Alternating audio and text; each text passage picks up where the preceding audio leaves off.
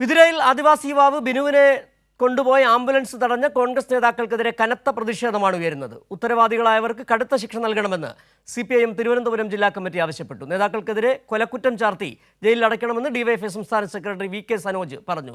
ബന്ധുക്കൾ പരാതി നൽകിയാൽ നടപടി സ്വീകരിക്കുമെന്ന് മന്ത്രി OR കേളുവും കർശന നടപടി സ്വീകരിക്കുമെന്ന് മന്ത്രി വീണ ജോർജും കൂട്ടിച്ചേർത്തു.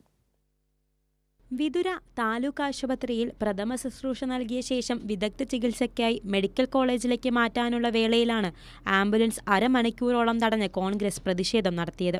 കൊടികളുമായി പാഞ്ഞെത്തിയ പ്രവർത്തകർ ഡോക്ടർമാർക്കും ആശുപത്രി ജീവനക്കാർക്കുമെതിരെ ആക്രോശിക്കുകയും അസഭ്യം പറഞ്ഞതിനെതിരെയും രൂക്ഷ വിമർശനമാണ് ഉയരുന്നത്. കുറ്റവാളികൾക്ക് കടുത്ത ശിക്ഷ നൽകണമെന്നും ഇത് സംബന്ധിച്ച് ശക്തമായ പ്രതിഷേധം സംഘടിപ്പിക്കുമെന്നും CPIM തിരുവനന്തപുരം ജില്ലാ കമ്മിറ്റി ആവശ്യപ്പെട്ടു. ഉത്തരവാദികൾക്കെതിരെ കൊലക്കുറ്റത്തിന് പോലീസ് കേസെടുക്കണമെന്ന് DYFI സംസ്ഥാന സെക്രട്ടറി VK സനോജ് പറഞ്ഞു. ജനങ്ങളുടെ ജീവൻ അപകടത്തിൽപ്പെടുത്തിയുള്ള ഒരു സമരവും അനുവദിക്കില്ലെന്നും VK സനോജ് കൂട്ടിച്ചേർത്തു. ഈ പാവപ്പെട്ട ആദിവാസി യുവാവിൻ്റെ മരണത്തിന് ഉത്തരവാദിയായിട്ടുള്ള കോൺഗ്രസ് നേതാക്കന്മാരുടെ പേരിൽ കൊലക്കുറ്റത്തിന് കേസെടുക്കണം എന്നാണ് DYFIക്ക് അഭ്യർത്ഥിക്കുവാനുള്ളത്.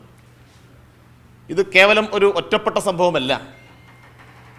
ആശുപത്രികൾ കേന്ദ്രീകരിച്ച് ആംബുലൻസ് തടഞ്ഞു വെച്ചതുമായി ബന്ധപ്പെട്ട നിരവധി സംഭവങ്ങൾ നേരത്തെ ഉണ്ടായി. ആംബുലൻസ് തടഞ്ഞു വെക്കുന്ന സമരം ലോകത്തിൻ്റെ ചരിത്രത്തിൽ ആദ്യമായിട്ടാണ് നമ്മൾ കാണുന്നത്.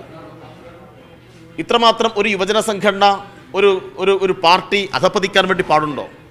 അപ്പോൾ ആരോഗ്യ മേഖല മുഴുവൻ അബദ്ധമാണ് എന്ന് വരുത്തി തീർക്കാൻ വേണ്ടിയിട്ട് കുറേ ആളുകൾ പ്രതിപക്ഷ നേതാവിൻ്റെയും UDF നേതാക്കളുടെയും വാക്ക് കേട്ട് ഇറങ്ങി പുറപ്പെട്ടിട്ടുണ്ട്. അത് പ്രതിപക്ഷ നേതാവ് ഉൾപ്പെടെ നടത്തിയൊരു ഗൂഢാലോചനയാണ്. സംഭവത്തിൽ ബന്ധുക്കളുടെ പരാതിയുടെ അടിസ്ഥാനത്തിൽ നിയമപരമായ നടപടികൾ സ്വീകരിക്കുമെന്ന് മന്ത്രി OR കേളു പറഞ്ഞു.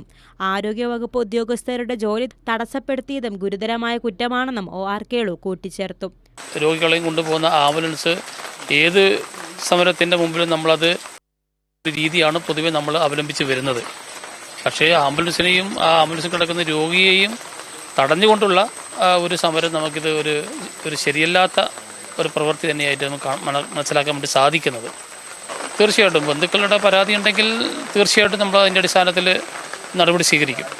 News desk Kairali news.